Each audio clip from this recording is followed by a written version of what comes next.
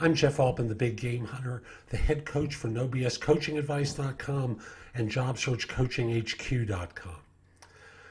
I was thinking this morning about a workshop that I attended many, many years ago that Tony Robbins gave.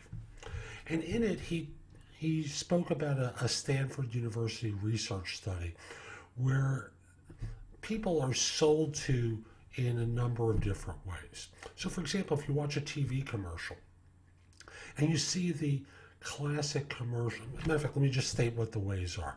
There are belongers, emulators, achievers, societally conscious, and needs-driven individuals.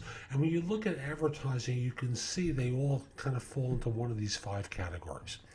A belonger is someone who wants to be a part of something. So those are the classic beer commercials where everyone's sitting around the bar having a good time, laughing and joking.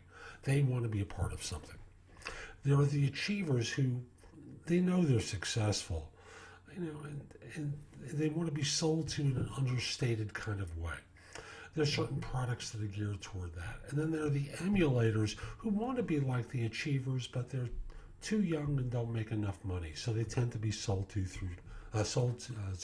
via sex. So every commercial where you see a leg, getting out of a car, or you see someone who's great looking staring at you on the camera, it tends to be an emulator commercial. Societally conscious is where I'm going to focus on today. And I'll just simply say, societally conscious people don't want to be sold to. It's like, give them information and just give me the facts, stop selling, please. And the internet is a great service delivery messenger for societally conscious individuals. Needs driven, don't have a lot of money, I'm poor, there are products for them as well. That's not the focus here. It's about societally conscious. When we operate at work, we kind of deal with people as though, don't ask me for anything. This is what your job is. And shut up and just do it. And we don't say it that way. We just have expectations and treat them like they work in a factory, even though they sit at a desk at their office, at your office or your office building, or at their home office. You treat them like disposable individuals who are going to be measured, analyzed, evaluated, critiqued, and punished. As though they worked in a 19th century factory. Don't believe me? Just look at how you deal with them on a day in and day in basis. Do you really care?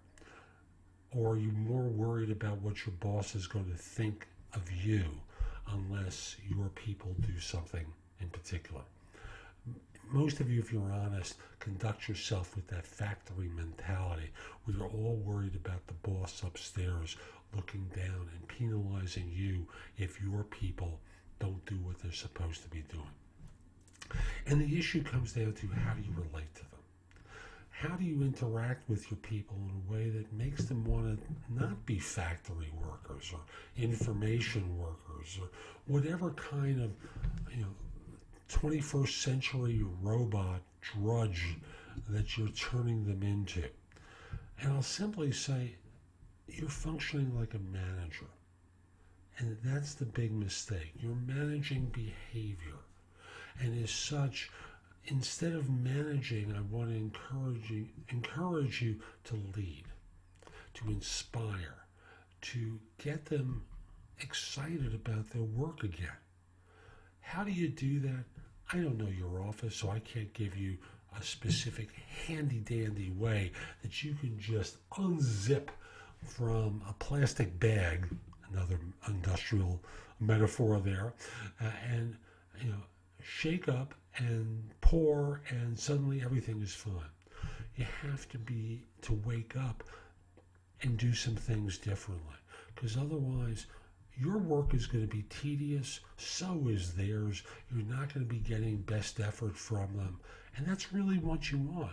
For you want to feel great about going into work instead of the monotony of the bus, the train, the car, the traffic, the what time can I leave today.